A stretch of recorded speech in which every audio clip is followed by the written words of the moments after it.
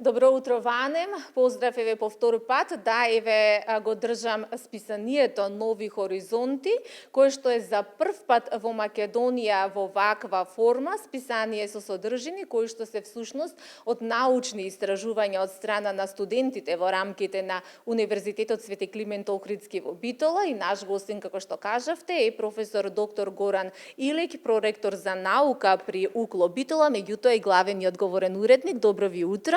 Еве, професоре, како дојдовте на идеја за формирање на едно вакво списание и има многу символично значење исто така Нови хоризонти?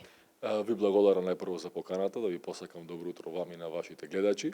Инаку дефинитивно списанието Нови хоризонти представува пионерско издание што се однесува до Македонија и прво од ваков тип на нашиот универзитет. Инаку официјалниот назив е New Horizons Journal of Student Research, како што кажува и самиот назив, се однесува на објавување на научно-истражувачки трудови на наши студенти, кои што во определена научно-истражувачка постапка заедно со нивните ментори успеваат да изработат труд кој што го презентираат на годишната научна конференција за студенти, кој што организира нашиот универзитет, а после тоа селекција на трудовите од сите презентирани трудови на оваа конференција се објавува во ова списание. Овој е првиот број на списанието и објавено 6 научни трудови од страна на студенти заедно со нивните ментори, а остатокот од трудовите кои што беа презентирани на годишната студентска конференција се објавени во посебен зборник, бидејќи поентата на нашиот ректорски менеджмент е сите трудови кои што ги работеле студентите и во нивната научно-истражувачка работа да бидат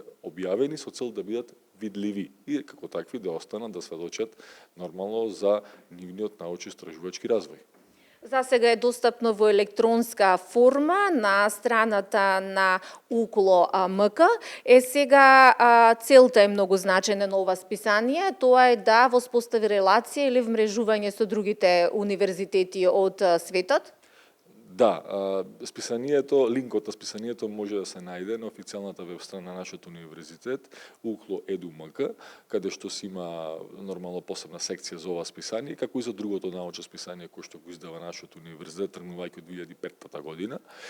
Нови хоризонти представува ново научно списание кој што има за цел на вистина да подигне нивото на работа на нашиот универзитет преку инклузија и нормално вградување на студентите во функционирањето, бидејќи ние како ректорски менеджмент студентите ги ставаме на прво место и ние сме буквално студентоцентрично ориентирани и Нови хоризонти беше една од тие, да кажем, наши заложби активности за инклузија на студентите во совкупното функционирање на универзитетот.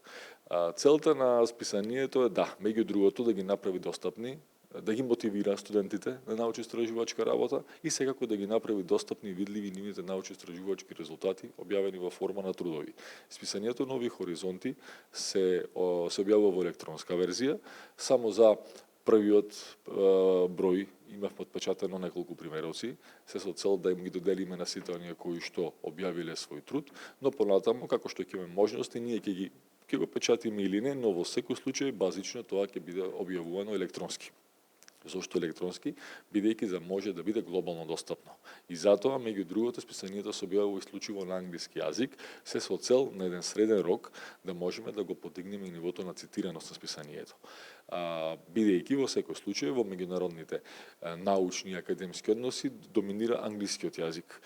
Доколку ние сакаме да го подигнеме нивото на цитираност, мораме трудовите да ги објавуваме на англиски јазик и да бидат достапни за пошироката светска јавност која што ќе успева да ги пронајде овие трудови. Инаку, се со цел зголемување на видливоста, она што е многу важно во академското издаваштво, тоа е индексирањето на научните списанија, така и ова списание Нови хоризонти веднаш по публикувањето на првиот број, сега ќе започнеме да го индексираме во престижни академски бази на потоци, кои што ќе треба да овозможат достапност на списанието до многу корисници, до многу читатели, до многу библиотеки ширум светот, така натаму.